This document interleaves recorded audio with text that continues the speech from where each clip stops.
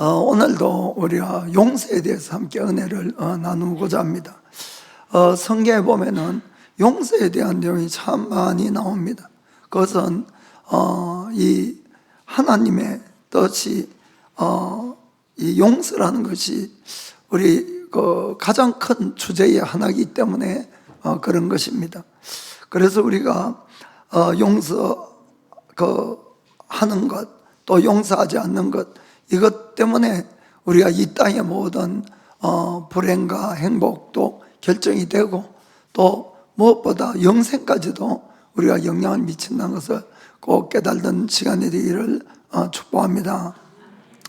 어느 날 베드로가 예수님에게 질문을 했어요.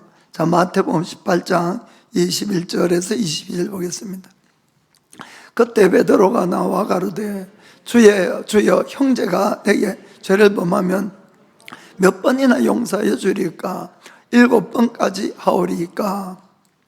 예수께서 가라사대 너희에게 이르노니 7번뿐 아니라 70번씩 7번이라도 할지니라. 아멘. 7번 용서해 봤습니까? 참 7번 용서한다는 것도 너무너무 힘든 일입니다. 그런데 주님은 무한히 용서해라 이렇게 말씀했습니다. 우리는 살아가면서 정말 서로 알게 모르게 상처도 주고 상처도 받고 이렇게 살아갑니다. 늘 그런 거예요. 늘 있는 겁니다.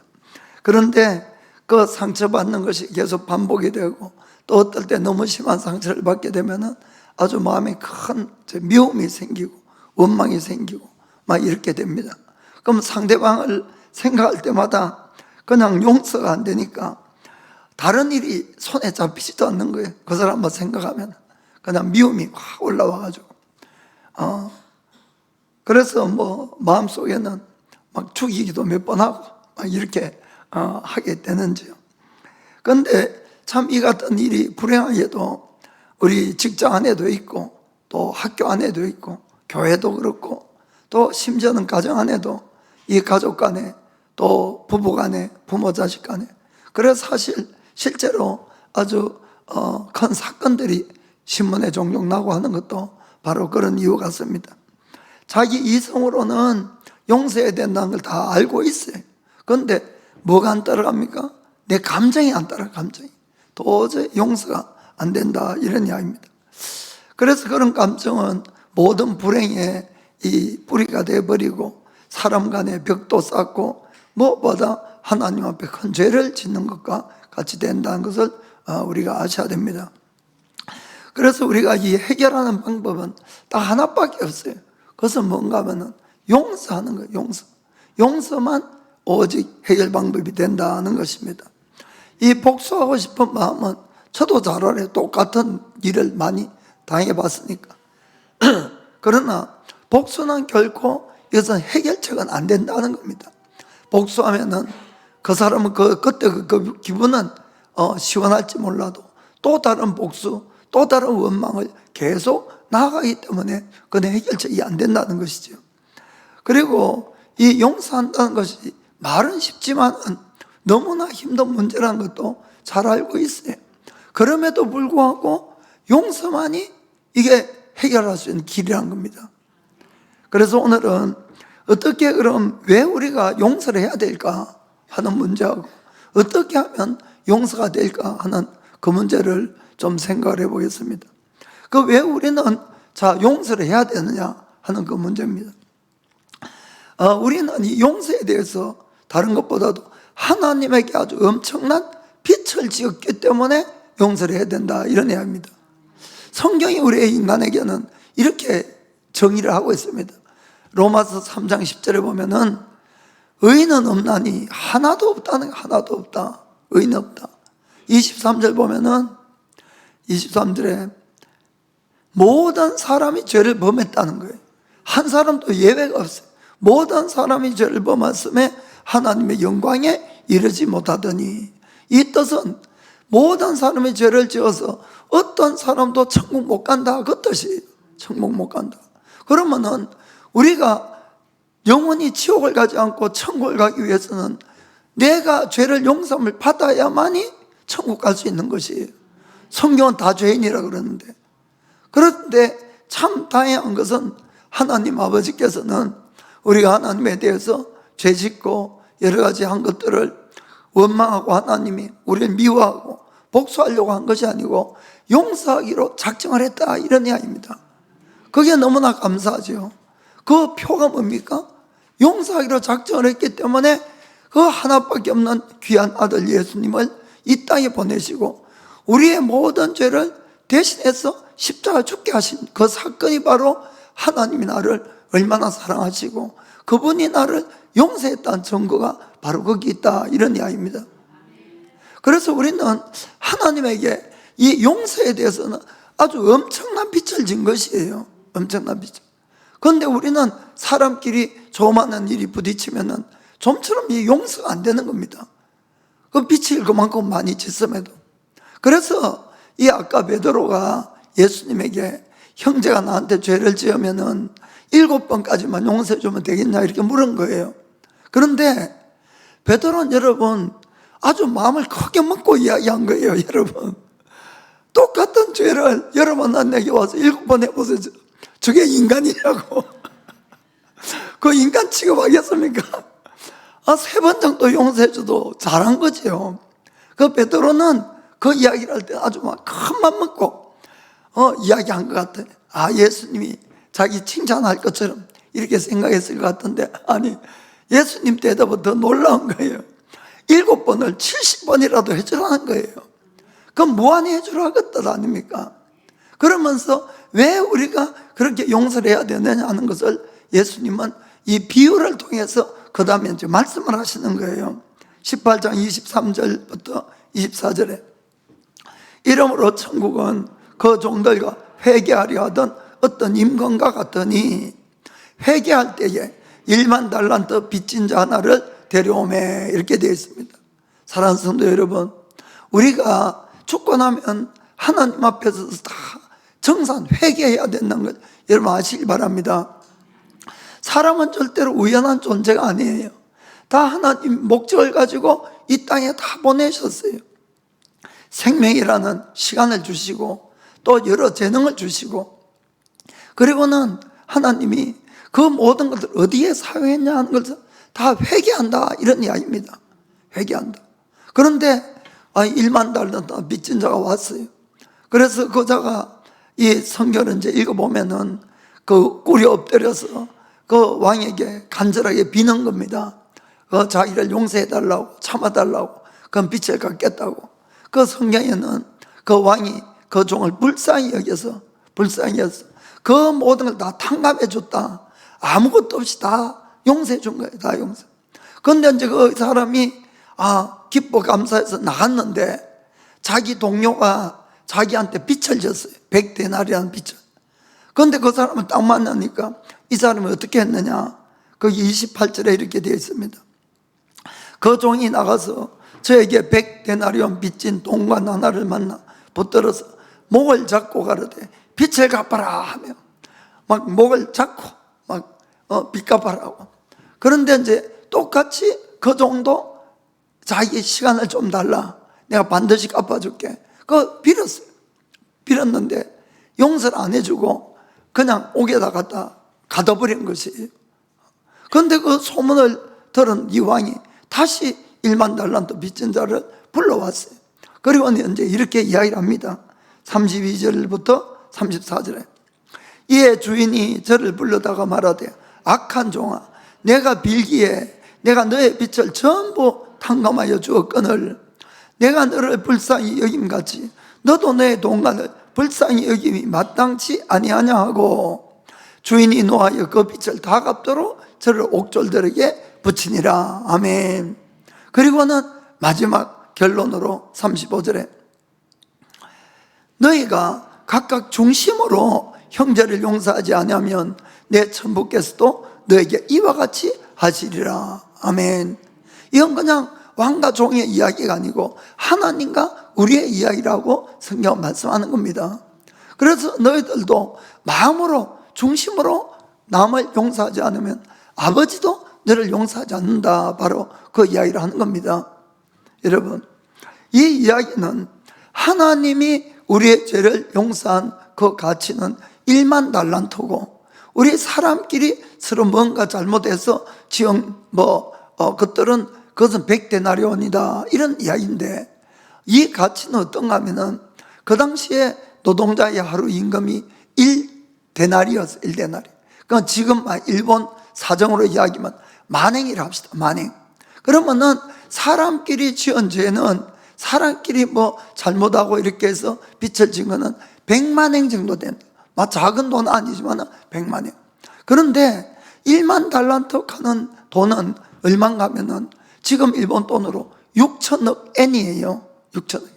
좀 놀라주세요. 6천억. 이거는 100만행하고 6천억에는 비교가 될 수 있는 것이 아니다 이런 이야기입니다. 그래서 하나님이 내 죄를 용서한 가치는 6천억 엔이나 되고, 우리끼리 아무리 잘못해서 죽을 죄를 짓다 해도 그건 100만 엔밖에 안 된다 그 이야기입니다.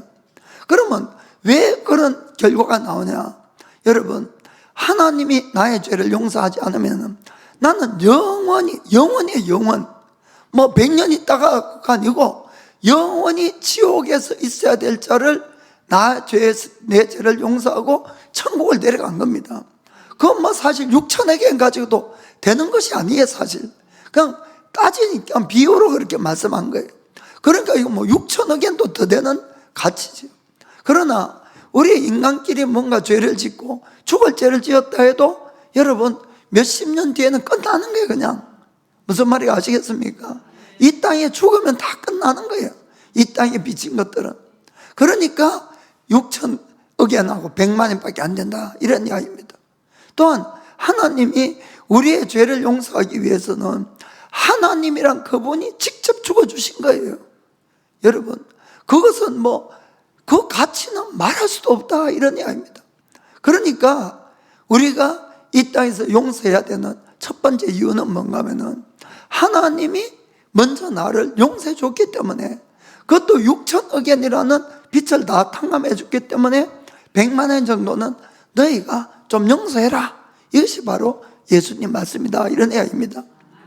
그래서 예수님이 이 7번에 70번까지 가는 그 뜻은 너희가 용서받은 가치가 그렇게 크기 때문에 그 작은 것들은 좀 큰 마음을 가지고 용서해 주라 이런 이야기죠. 아멘. 그래서 우리가 주님이 우리를 용서한 것처럼 서로 용서하셔야 됩니다. 그 옆에 분 보고 100만 엔 때문에 인생 망치지 맙시다. 100만 엔 때문에 인생 망치지 맙시다. 자, 용서하라 이 말이에요. 용서해라. 자, 그리고 이 용서는 결국은 나를 위해서 용서를 해야 된다 이런 이야기입니다. 우리가 살아가다가 정말 심하고 억울한 일을 당하면 정말 억울해요. 정말 상대방을 죽이고 싶은 마음도 들 때도 있어요. 사실 그건 다 똑같은 겁니다. 왜냐하면 그 사람 그때 그 사건이나 그런 일 때문에 정말 내 인생을 망치는 경우도 있어요. 사실 사람들 중에는.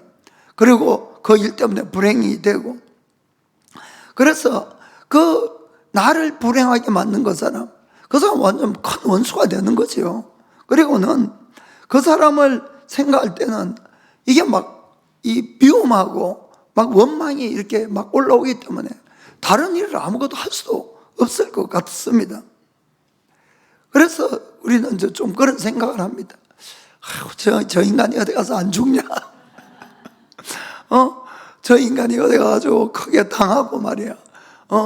자기가 당한 것처럼 당하고 이 잘못되길 바라고 저주하고 그런 마음이 생기는 거예요. 그럼에도 불구하고 성경은 우리들에게 이렇게 이야기를 합니다. 로마서 12장 14절 보면은 너희를 핍박하는 자를 축복하라. 축복하고 저주하지 말라. 자, 17절에는 아무에게도 악으로 악을 갚지 말고 모든 사람 앞에서 선한 일을 도모하라. 아멘. 아유, 이걸 어떻게 합니까? 어떻게? 그런데 이렇게 하라는 거예요. 그런데 사실 성경을 읽어보면은 이 이유는 우리가 복을 받기 위해서 그렇게 해야 된다는 거예요. 이 베드로전서 3장 9절에는 이런 말씀이 있어요. 악을 악으로 욕을 욕으로 갚지 말고 도리어 복을 빌어라. 왜 그런가 하면 이를 위해서 너희가 부르심을 입었으니 이는 복을 유업으로 받게 하려 하심이라. 아멘. 내 입에서 누구를 저주하는 말을 나가면은 그 말을 처음 듣는 건 내가 듣는 거예요. 그럼 내가 그 사람이 저주받는 것이 아니고 나부터 저주가 온다, 이런 의미입니다. 그러나 내가 누군가를 축복을 하면은 그 축복의 말이 내 귀에 들리고 나부터 복을 받는다. 그래서 악을 악으로 욕을 욕으로 갚지 말고 오히려 복을 빌어줘라. 그게 너희가 복 받는 비결이다. 아멘. 그렇습니다. 우리가 그렇기 때문에 아무리 내가 심한 일을 당해도 이걸 하나님 앞에 맡기는 법을 배워야 되는 거예요. 하나님 앞에 맡기고 그리고 용서를 해야 되는 겁니다. 그 만약에 내가 너무 심한 일을 당해가지고 용서하지 않는다면은 나한테 그럼 무엇이 남느냐를 한번 생각해 봅시다. 미움밖에 안 남아요. 그죠? 원망이 남고 그리고 저주하고 싶고 죽이고 싶은 마음이 생기고 이런 것밖에 나한테 남지 않는 거예요. 내가 막 원망하고 그 사람 저주한다고 그 사람이 저주를 받겠어요? 내가 저주를 받겠어요? 나만 힘들어지는 거예요. 그 사람은 펄펄 살아있는데 나만 막 죽을 것 같은 그 마음 때문에. 그렇죠? 그래서 내가 품은 그런 마음들은 상대방을 죽이는 것이 아니고 결국 나를 점점 죽여가게 된다는 걸 우리가 좀 잘 냉철하게 생각해 보셔야 됩니다. 그 인간은 나한테 그 피해를 입히고도 그냥 핑핑 살아있는데 나는 그 억울한 일을 당하고 또 내가 그 일 때문에 죽어가는 거예요. 그렇습니다. 그래서 잠자다가도 그 인간 생각만 하면 막 잠이 팍 깨고 벌떡 일어나가지고 억울해서 잠이 안 오는 게 그때부터 그 뜬 눈으로 새버리고 그거 얼마나 힘들어요. 내가 아무리 돈이 많고 사랑하는 가족들이 있어서 예를 들어 즐거운 시간을 막 가지고 있는데 갑자기 그 인간이 팍 생각이 났어요. 그럼 여러분 기쁨이고 뭐고 즐거움이 다 날아가는 거예요. 원망하는 마음이 확 올라올 것 아닙니까? 그러니까 내가 원망하고 미워하는 마음을 가지면 나만 결국 2종, 3종, 4종으로 계속 나만 괴로움을 당한다는 것을 여러분 정말 아시길 바랍니다.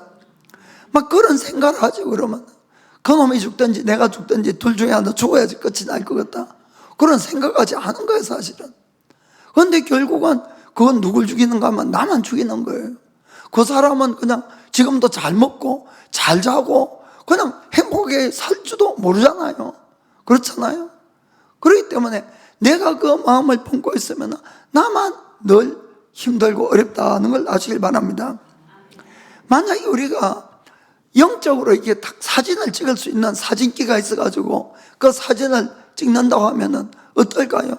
나는 미움이란 쇠사슬로, 원망이란 쇠사슬로, 죽이고 싶은 살이라는 그런 쇠사슬로 꽁꽁 묶여가지고 그 쇠사슬 끝을 그 사람이 붙들고 그 사람한테 내 인생이 휘말리고 이렇게 살아가는 것 아니겠습니까? 분명히 그럴 거예요. 그러니까 이 모든 미움이나 원망의 사슬을 끊어버리셔야 됩니다. 이걸. 그렇지 않으면 나는 자유가 얻을 수가 없는 거예요. 그런 원망하고 그런 미움에 내가 쇠사슬에 묶여 있으면 나한테는 모든 기쁨이나 모든 즐거움이나 자유를 다 빼앗기는 거예요. 그 사람 때문에. 생각할 때마다 원망이 막 올라오니까. 그래서 우리가 용서라는 것이 얼마나 중요한지 여러분 정말 아시길 바랍니다. 그 결국 그런 미운 마음들은 내 자유, 기쁨 이런 걸 다 빼앗아가고 더 나를 비참한 인생으로 이렇게 가도록 하는 겁니다. 그래서 우리가 진정한 회복과 나의 행복과 자유를 위해서 용서를 통해서 끊어버리셔야 돼요. 해방이 돼야 됩니다. 거기에서 해방. 그렇기 때문에 이 용서라는 것은 그 사람을 위해서가 아니고 나를 위해서 용서해야 되는 거예요. 나를 위해서. 여러 번 간증 들은 적이 있습니다만은 어떤 세계적으로 이 이제 기도해서 치유하시는 유명한 목사님 계셨어요. 그 목사님에게 어떤 여학교 교장 선생님이 찾아왔어요. 찾아온 거는 심한 관절염 때문에 이제 그 치유 기도를 받으려고 왔습니다. 그 이제 그 교장 선생님은 관절염이 아파가지고 몇 년 전부터 이 좋다는 병원 다 가고 약을 다 썼지만은 안 낫는 거예요. 그 안 나와서 이제 와서 유명하다니까 그 목사님에게 기도를 받았어. 그런데 이제 매주 와서 기도를 받는데도 아무리 이 목사님이 열심히 기도를 해도 병이 안 낫는 거예요. 그래 목사님도 이 정도면 나아야 되는데 안 나으니까 정말 너무 힘들어진 거예요. 그 어느 날은 이제 기도를 하는데 성령님께서 그 여자 위해서 기도하지 말아라. 네가 병 꾸짖지 말아라. 나는 그 여자를 안 고쳐준다. 그러면서 말씀하시는 것이, 그는 남편을 너무너무 지금 미워하고 원망하고 있다. 이렇게 이제 말씀한 거예요. 그런데 이 목사님도 그 여자 교장 선생님 이야기 들었거든요. 이혼한 지 이미 10년 됐다는 거 알고 있었어요. 그래서 이제 목사님이 이야기를 했어요. 선생님, 남편하고 이혼하세요. 이혼하세요. 가니까, 아유, 목사님 무슨 말씀 하시냐고, 10년 전에 이혼했다고. 그러니까, 아니, 법적으로는 10년 전에 이혼했는지 몰라도, 아직도 그 남편을 매일같이 미워하고 원망하고 너무 심하고 있어서 그 미움과 원망이 그 당신의 뼈를 지금 상하게 하고 관절염을 일으키고 있다고 그 이야기를 했어요. 그러니까 이 선생님이 히스테리를 일으키면서 그 인간만큼은 절대로 내 용서할 수가 없다고. 그러나 한 번도 직업을 가진 적도 없고 늘 내가 벌어온 돈으로 그 돈으로 늘 쓰고 심지어 그 돈으로 다른 여자 만들어가지고 밖을 나간 그 사람을 내가 어떻게 용서하겠냐고 막 그렇게 했어요. 그러자 제 목사님이 그 용서를 하고 안 하고는 결국 선생님이 결정을 해야 되는 문제지만은 만약에 용서하지 않으면 이 관절염 절대로 낫지 않습니다. 평생 그냥 그렇게 사셔야 됩니다. 그렇게 이야기를 했어요. 결국 이 여자 선생님이 용서를 선택하고 그리고 이제 기도하고 하니까 3개월 만에 그 병이 다 나았다고 합니다. 할렐루야. 제가 여러분한테 이제 용서라는 주제로 설교할 때마다 저는 이제 이 간증을 합니다. 여러분 들었으면 다 할 거예요. 그런데 왜 제가 이 이야기를 거듭해서 하는가 하면은 여러분 중에는 아무리 이야기를 들어도 난 그래도 그 인간 용서 안 할 거야 이러는 분들이 한 사람 있을 것 같아. 그래서 여러분들이 그거 버리셔야 됩니다. 버리셔야 돼. 나를 위해서 진짜 용서하고 나를 위해서 내려놓으셔야 되는 거예요. 그걸 내가 붙들고 있는 한은 결국은 내가 용서를 못 받는 거예요, 여러분. 그래서 여러분들이 용서를 해야지 나도 용서를 받는다는 것을 정말 여러분 잘 아시길 바랍니다. 그렇습니다. 결국은 내가 용서하지 않으면 내 마음속에 늘 미움과 원망과 결국 거기 소외감이 오고 기쁨도 없고 자유함도 없고 그 사람 생각할 때마다 정말 너무너무 힘든 거는 나만 힘든 거예요. 그래서 여러분들이 주님 생각하시고 주님이 나한테 용서한 걸 생각하시고 그걸 놓으세요. 그냥 용서하세요. 용서하세요. 그렇게 하면은 여러분에게 반드시 하나님의 큰 은혜가 임할 줄 믿습니다. 그래서 용서는 상대를 위해서 하는 것이 아니고 나를 위해서 꼭 용서해야 된다. 아멘. 자, 그러면은 어떻게 우리가 용서할 수 있느냐 하는 문제인데요. 그 먼저는 우리가 기도하셔야 돼요. 기도. 그 문제를 놓고 그냥은 안 됩니다. 그냥 예수님은 십자가에서도 이런 기도를 하십니다. 누가복음 23장 34절 보면은 예수께서 가라사대 아버지여 저희를 사하여 주옵소서 자기의 하는 것을 알지 못함이니이다 하시더라. 저희가 그의 옷을 나눠 제비 뽑을세. 사실 여러분, 예수님이 십자가에 돌아가실 때 예수님 옷 홀딱 벗은 상태였어요. 여기 보세요. 옷 다 벗겨지고 얼마나 부끄러운 모습입니까? 게다가 그것을 그 병사들이 십자가에 지금 못을 박는 그 상황에서 예수님은 지금 이 기도를 하시는 거예요.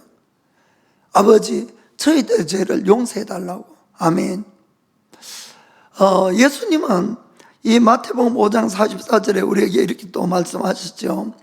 나는 너에게 이르노니 너희 원수를 사랑하며 너를 핍박하는 자를 위하여 기도하라. 아멘. 우리가 원수를 어떻게 사랑하고 나를 핍박하는데 어떻게 그 사람을 위해서 기도해 줄 수가 있겠습니까? 여러분, 우리의 인간의 육신의 생각으로는 불가능한 일이에요. 솔직한 말씀드리면 불가능한 거예요. 그러나 기도는 왜 합니까? 내가 내 생각이나 내 마음이나 이걸 내려놓고 하나님의 생각이나 하나님의 마음을 얻으려고 기도하는 거예요. 그게 성령 충만입니다. 아멘. 그러니까 인간의 생각을 가지고는 절대로 용서가 안 된다 이 말입니다. 그러니까 본정신으로는 절대 용서 못해요. 그럼 본정신이 아니려면은 이 기도를 해서 성령 충만을 받을 수밖에 없는 거예요, 여러분. 뭐 이건 딴 방법이 있는 것이 아니고 아무리 안다고 되는 것이 아니라 나의 감정이나 나의 모든 것이 빠져나가고 하나님의 사랑이 부어져야만이 이게 가능한 거예요. 그러니까 예수님은 처음부터 끝까지 기도했다고 할 수가 있어요. 공생애를 처음 시작할 때부터 마지막 십자가까지도.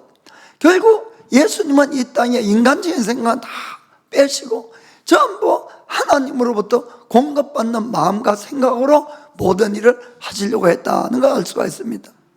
그래서 내가 정말 예수님을 바로 믿으려면은 그냥 말씀을 지킬 수가 없는 겁니다, 우리가. 그 본정신이 되는 것이 아니니까 내가 성령 충만을 받는 수밖에 없는 것이에요. 그러면은 기도 안 하고는 성령 충만이 일어날 수가 없다는 걸 여러분 꼭 아시길 바랍니다. 그래서 상대방을 위해서 마지막에는 축복까지 해줄 수 있는 사람까지 될 수 있어요. 축복까지. 이것은 기도로 이루어진다는 것을 믿기를 부탁드립니다. 그래서 내 마음이 너무 힘들 때는 정말 기도 자리 좀 나오세요. 기도 자리. 그건 자꾸 원망하고 할수록 점점 더 커집니다. 그거는 그냥 기도 자리에 와서 하나님께 모든 걸 내려놔야 돼요. 하나님께 풀어놔야 되는 것이에요. 그러면은 주님이 다 받아주시고 주님의 생각과 마음으로 채워줄 줄 믿습니다. 그 다음에는 상대방을 이해하려고 이렇게 이제 좀 노력을 해야 된다 이런 이야기입니다. 상대방도 나한테 그런 심한 말을 하거나 행동을 하거나 뭘 했을 때는 또 심지어는 뭘 훔쳐갔다고 해도 그 사람에게도 그 사람 입장에서 생각해 보면은 조금은 그래도 내가 용서할 수 있고 불쌍하게 여길 수 있는 마음들이 생긴다 이런 이야기입니다. 그래서 예수님이 저들의 죄를 용서해 달라 그러면서 이런 말씀을 하시죠. 저들이 지금 무슨 일을 하는 줄 저들도 모른다 이렇게 말씀하셨어요. 그러니까 이 모르는 무지해서 죄밖에 지을 수 없는 그 죄인이란 것을 주님은 아시고 그 말씀을 하셨다 이런 이야기입니다. 정말로 그들이 이 예수님이 어떤 분이라는 것을 바로 알았다면 절대로 십자가에서 안 죽였을 거라고 성경도 이야기하고 있어요. 고린도전서 2장 8절 보면은 그렇게 되어 있습니다. 이 지혜, 이 하나님이 예수님을 통해서 구원하는 이 지혜입니다. 이 지혜는 이 세대의 관원이 하나도 알지 못하였나니 만일 알았다면 영광의 주를 십자가에 못 박지 아니하였으리라. 아멘. 그래서 그들의 무지, 그들의 연약함, 이걸 주님은 이해했다 이런 이야기가 됩니다. 그렇다고 해서 여러분 죄 지은 것을 죄 없다든지 잘못한 것을 잘못 안 했다든지 그렇게 할 필요는 없는 것이에요. 왜냐하면 죄는 죄고 잘못한 건 잘못했지만 그러나 그 사람들이 그렇게밖에 할 수 없다는 것을 우리가 이해해 주려고 하는 것은 참 중요하다 이런 이야기입니다. 여러분, 우리 인간은 이 죄를 지었기 때문에 죄인인 것이 아니에요, 여러분. 엄밀하게는 우리 인간은 태어나면서부터 죄인이니까 계속 죄를 짓는 거예요. 이게 맞는 겁니다, 여러분. 태어날 때부터 죄 없는 사람도 없고 다 죄의 속성을 가지고 자라나는 거예요. 그것이 어떤 모습인가 하면은 인간은 흙으로 만들어졌어요. 흙으로. 그렇죠. 그래서 이 죄가 들어온 이 세상은 어떤 경우냐면은 어떤 이 꽃밭이든 뭐든 흙에는 가만히 놔두면은 꽃이 자랍니까? 잡초가 납니까? 잡초만 나는 거예요. 잡초와 엉겅퀴가 먼저 나게 되어 있다, 이런 이야기입니다. 그것은 이 자연적인 법칙이 우리의 인간의 영적인 법칙과 똑같다는 겁니다. 그래서 인간은 죄인이니까 죄 쪽인 것을 더 지으려 하고 죄 쪽으로 가는 것이 그것이 맞아요. 가만 놔두면. 그러나 우리가 교육을 통하고 여러 가지 또 예수님을 믿게 되면 어떤 길이 바른 길인 걸 알고 그 길을 간다, 이런 이야기입니다. 그래서 우리 인간의 연약함을 우리가 이해해 주는 것은 참 중요하다고 생각합니다. 그러면은 조금만 그래도 상대방을 이해하고 나의 이 미운 마음이 좀 누그러뜨리지고 오히려 불쌍히 여기지고 그분들 위해서 기도하고 이렇게 되는 거죠. 그래 우리가 흔히 누군가가 나에게 아주 피해를 주거나 잘못하고 하면 화가 막 흥분해가지고 이런 이야기를 하죠. 아니 어찌 그 사람이 그럴 수가 있냐고. 그럴 수가. 그 사람이 어떻게 나한테 그런 일을 할 수가 있냐고 막 이렇게 우리가 흥분을 하는데, 예수님 같으면 뭐라고 그럴까요? 그럴 수도 있지, 죄인이니까. 저는 그렇게 생각할 것 같습니다. 그렇습니다. 우리가 남의 죄나 허물을 그걸 그냥 없는 것처럼 할 필요는 없어요. 죄는 죄니까, 잘못은 잘못이니까. 그러나 그 사람이 그렇게밖에 할 수 없었던 그런 것들을 내가 조금 이해하려고 이렇게 하면은 그것이 조금은 용서가 되고 또 할 수가 있습니다. 그리고 또 한 가지는 사람이 내가 하는 것하고 남이 하는 것하고를 이것을 너무 이 차별을 두는 것 같아요. 무슨 이야기인가 하면은 남이 하는 잘못은 막 아주 작은 것까지도 잘 보이는데 자기도 똑같은 잘못을 해가면서도 그거는 다 용서하고 용납하고 받아들이는 거예요. 여러분 솔직한 이야기로 여러분 자신도 여러분한테 얼마나 거짓말 많이 하고 얼마나 상처 많이 줍니까?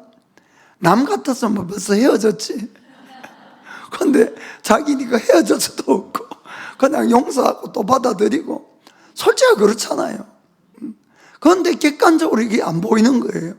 자기가 남한테 하는 것은 다 잘하는 것 같이 생각되고, 그런데 남이 나한테 하는 것은 조그만한 그것도 내 마음에 안 들면 너무 싫고 좀 이렇거든요. 그래서 우리가 그런 점에서는 서로가 서로를 불쌍히 여기는 것이 참 중요한 것 같습니다. 그 다음에는 우리가 하나님의 말씀에 순종하려고 이렇게 해야 됩니다. 순종하려고. 성경에는 우리에게 너희가 먼저 남의 죄를 용서해야 용서받는다 이렇게 되어 있습니다. 자, 마태복음 6장 14절에서 15절. 너희가 사람의 과실을 용서하면 너희 전부께서도 너희 과실을 용서하려니와 너희가 사람의 과실을 용서하지 아니하면 너희 아버지께서도 너희 과실을 용서하지 아니하시리라. 아멘. 지난주에 땅에서 매면 하늘에도 매이고 땅에서 풀면 하늘에 풀린다. 아멘. 그 주기도문에도 예수님이 우리가 우리에게 죄 지은 자를 용서한 것처럼 우리의 죄를 용서해 주옵시고. 아멘. 그렇게 되어 있잖아요. 그러니까 우리 쪽에서 먼저 용서를 택해야 된다 이런 이야기입니다.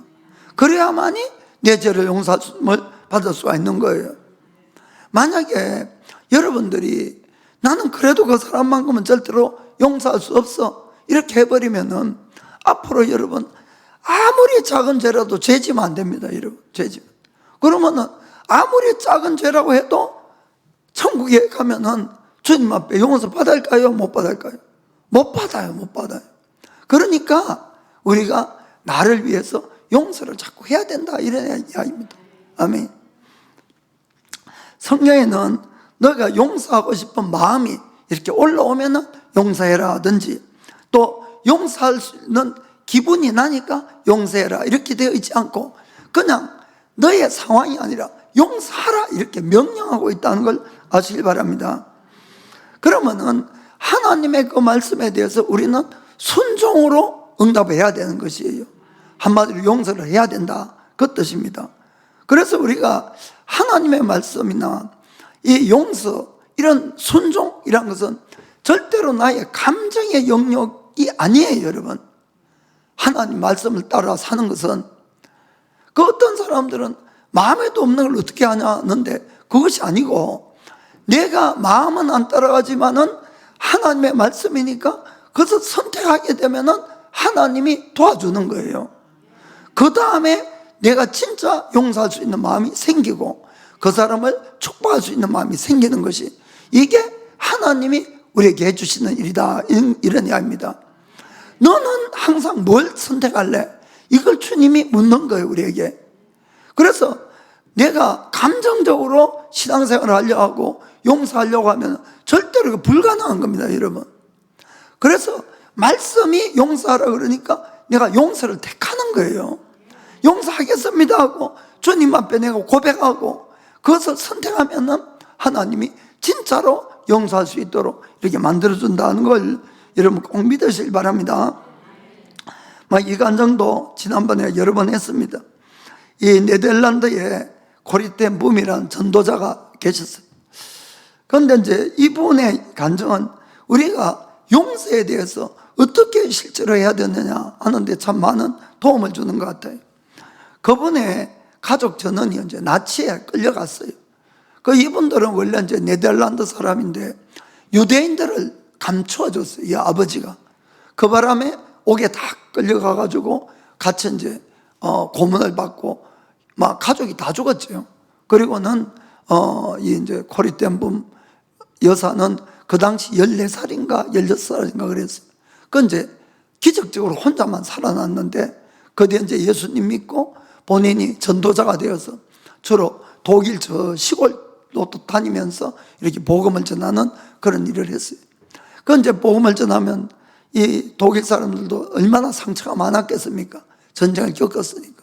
수많은 사람들이 울며 회개하고 앞에 나와서 기도받고 이렇게 했어요.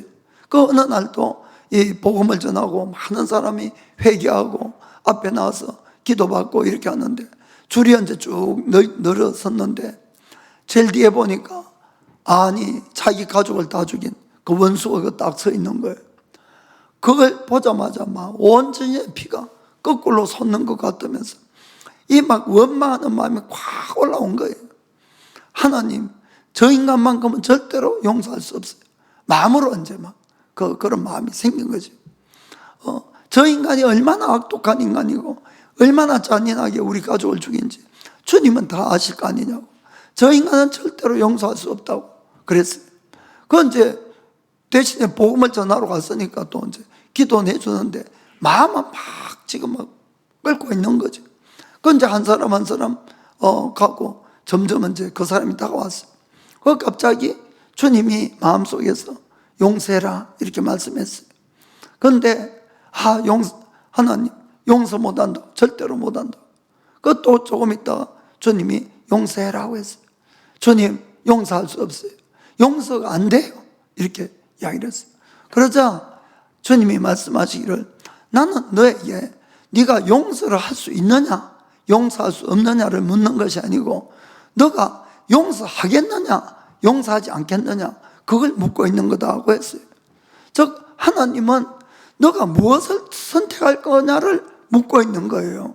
용서를 택할 거냐 용서하지 않는 걸 택할 거냐. 그런 이제 조금 생각하다가 이분이 용서하겠습니다라고 했어요. 용서했어요. 그러니까 감정은 절대로 용서가 안 되지만은 용서를 택한 거죠. 용서를. 그러자 용서하겠습니다라고 딱 마음속에서 이야기를 하는 순간 머리 위에서부터 아주 따뜻한 하나님의 사랑이 싹 부어지면서 머리, 가슴, 발끝까지 흘러내려가는데, 그렇게 미움과 그렇게 원망이 있었던 그 마음이 눈 녹듯이 정말 싹 사라지고 그 사람을 오히려 정말 품으면서 용서할 수 있다는 그 간증을 한 겁니다. 저는 이게 바로 하나님이 우리에게 원하는 거고, 우리가 뭘 하기를 원하느냐, 우리 힘으로 용서하는 것이 안 되는 거예요. 그러나 하나님의 뜻은 복수하는 것이 아니고 용서하는 거예요. 그러니까 그분이 아들까지 주시면서 용서를 했다는 거예요, 우리를. 그러니까 너희도 똑같이 용서를 택하면은 내가 용서할 수 있게끔 만들어준다. 그것이 바로 주님의 뜻이라는 것을 믿기를 주임으로 축복합니다. 그래서 우리는 하나님의 모든 말씀이 똑같은 거예요, 여러분. 나의 육신적인 생각으로는 도저히 순종이 안 되는 것들이 얼마나 많이 있습니까? 얼마나. 그러나 내가 그 말씀을 택하고 선택하는 거예요, 그 말씀을. 그럴 때에 주님이 그 말씀을 행하도록 도와준다는 것을 꼭 믿게 되기를 주님으로 축복드립니다. 그래서 만일에 내가 순종하면은 주님도 우리를 용서해 주지만은, 내가 용서를 택하지 않으면은 주님도 일을 할 수 없는 거예요. 무슨 말인가 아시겠죠? 아멘. 그렇습니다. 자, 마지막으로는 모든 심판을 가장 공정하게 심판하지는 하나님께 맡겨야 된다는 겁니다. 하나님께 맡겨라. 우리가 믿는 하나님은 전지하고 전능한 하나님이다. 우리가 이렇게 고백해요. 모든 걸 알고 계시고 모든 걸 할 수 있는 하나님이다 라고 생각하는 겁니다. 그러면은 내가 지금까지 당한 모든 것들, 겪은 모든 일들을 하나님이 모를까요, 아실까요? 다 알고 계시는 거예요. 다 알고 계시는 거예요. 그러면은 그 모든 것들을 하나님이 아시면서 왜 바른 심판을 하지 않겠냐는 것입니다. 하나님의 뜻은 어떤 사람도 멸망하지 않는 거예요, 사실. 우리도 죄 지은 것이 있고 그 사람들도 죄 지은 것이 있지만은 바로 멸망시키지 않는 이유는 하나님은 기다리시면서 모든 사람이 구원을 받기를 원한다는 걸 아시길 바랍니다. 그래서 기다리시는 거예요. 하나님은 몰라서 심판을 안 하는 것이 아니고 끝까지 하나님은 인내하시고 기회를 주는 거죠. 기회를. 그러면은 나도 용서받은 몸으로, 우리가 비록 나한테 잘못한 죄인이라 할지라도 그 사람도 죄를 용서함을 받고 회개하고 구원받는 것을 우리도 원해야 된다, 이런 이야기입니다. 이해가 되시죠? 그래서 우리는 모든 심판을 하나님께 맡기셔야 돼요. 내가 자꾸 품으니까 나만 힘들어지는 겁니다. 가장 모든 걸 아시고 공평하게 심판할 그분에게 맡겨버리면은 나는 편안해질 수가 있는 것이에요. 예수님은 이 땅에 오셔서 너무너무 불평등하고 불공정한 그런 이 대우를 받고 살았어요. 그럼 예수님은 어떻게 하셨습니까? 베드로전서 2장 22절 23절에 예수님은 죄를 범치 아니하고 그 입에 괴사도 없으시며 욕을 받으시되 대신 욕하지 아니하시고 고난을 받으시되 위협하지 아니하시고 오직 공의로 심판하시는 자에게 부탁하시며. 아멘. 바로 이거예요. 욕을 받아도 예수님께 대신 욕 안 하고, 고난 받아도 위협하지 않고 어떻게 했다고요? 공의로, 모든 걸 공의로 심판하시는 하나님 아버지께 다 맡겼다는 거예요. 우리가 거기 21절에 보면은 이렇게 되어 있어요. 이를 위해서 너희가 부르심을 입었으니, 이것 때문에 우리가 구원을 받았다는 겁니다. 그리스도도 너희를 위하여 고난을 받아서 너에게 본을 끼쳐 그 좌치를 따라오게 하려 하셨느니라. 아멘. 우리가 진짜 예수를 믿으면은 예수님조차도 저렇게 억울한 일을 당하시면서도 참으시고 심판을 누구에게? 하나님 아버지께 맡겼으면은 우리도 맡겨야 된다는 거예요. 그 로마서 12장 19절에 이렇게 말씀합니다. 내 사랑하는 자들아, 너희가 친히 원수를 갚지 말고 진노하심에 맡기라. 기록되었을 때 원수 갚는 것이 내게 있으니 내가 갚으리라고 주께서 말씀하시니라. 아멘. 얼마나 감사합니까? 하나님 다 알고 계세요. 그분께 맡기는 거예요. 그분께. 내가 자꾸 생각하지 말고 생각날 때마다 주님께 맡깁니다. 주님께 맡겨드립니다. 그리고 주님의 평강을 저에게 달라고. 아멘. 그렇습니다. 하나님만이 모든 걸 하실 뿐 아니라 가장 공평하게 심판할 수 있는 것은 하나님밖에 없어요. 우리도 내가 그 사람이 밉다고 하지만 하나님을 보실 때 누가 더 미울지 모르겠어요. 그러니까 내가 자꾸 심판하려고 그러지 마시고 그냥 맡겨버리시고 공평하신 하나님께서 반드시 가장 공평하게 심판해 주신다, 이렇게 하셔야 됩니다. 그래서 내 속에 있는 나를 묻고 있는 이 모든 미움의 쇠사슬, 이 원망의 쇠사슬, 복수심, 이런 것들이 있으면 절대로 내가 자유할 수도 없고 행복할 수도 없고 기쁠 수가 없는 거예요. 늘 마음이 무거운 거예요. 이것을 여러분 끊어버리는 법은 오늘 말씀한 것처럼 용서하는 것밖에 없습니다. 그냥 하나님께 맡기고 정말 용서하시고, 우리는 하나님께 1만 달란트나 빚이 있다는 걸 생각하시고 용서하셔야 됩니다. 그것은 결국 나를 위해서 용서를 해야 된다, 이걸 믿고 꼭 용서하기를 예수님의 이름으로 축복합니다. 자, 이왕 설교를 했으니까 이제 기도하셔야지. 이 시간에 같이 우리가 정말 지금 살아오면서 여러 가지 힘든 일도 있고 원망스럽고 그런 일들이 있어도 이 시간에 좀 다 용서하시고 다 내려놓으시길 바랍니다. 그래야만이 주님도 우리를 용서하시고 참 자유에 들어갈 줄 믿습니다. 자, 기도합니다. 주여